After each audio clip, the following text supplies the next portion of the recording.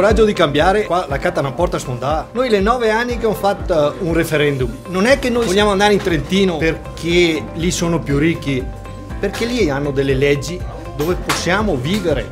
La sfida è che tu tra 2 anni mi dica: cara Presidente, sono talmente contento di non essere passato in Trentino Alto Adige perché ho capito che stiamo andando nella direzione giusta. Se te diventi presidente, guarda che viene. Allora, per la montagna non si è mai scelto. Peggio, non si è neanche mai dato ai cittadini la possibilità di autogestirsi e autogovernarsi. A me interessa che qui giovani possano vivere una vita dignitosa. Quando mai siete stati sentiti voi? Vi considera qualcuno a voi? Ed è per questo che ci deve essere un assessore alla montagna, no che venga da pianura.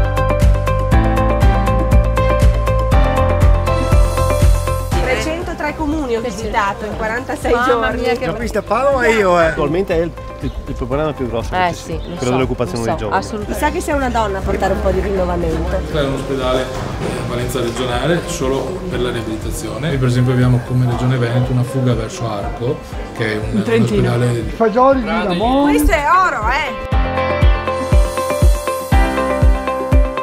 Una politica sana, sana, onesta, trasparente e soprattutto una politica che voglia decidere.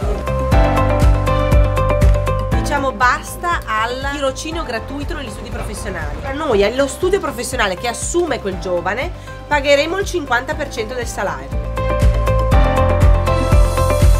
Non mi arrendo all'idea di qualcuno che mi dice tanto andrà sempre peggio, ma assolutamente no, si andrà peggio se continueremo a votare Zaia, perché lui ha scelto la strada del conservatorismo. Non è colpa dei veneti, è colpa di chi governa i veneti. E io sono talmente fiera e orgogliosa di essere veneta che non ne posso più di questa caricatura.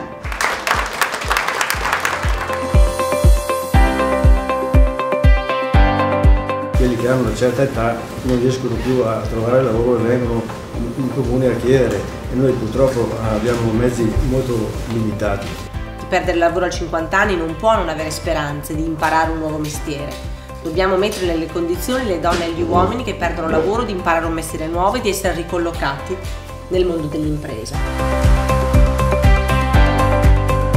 Tener conto anche delle piccole realtà come le nostre. Comunque io insomma sto proseguendo e sto riempendo il mio zaino di quelle che sono le priorità. Ecco, mi fa sempre molto piacere parlare, conoscere i sindaci. Comunque dovremmo applaudirla e dovremmo congratularci con lei per qualsiasi risultato che otterrà. Io non ho scelto di candidarmi né per perdere né per non far niente. Questa regione deve ripartire.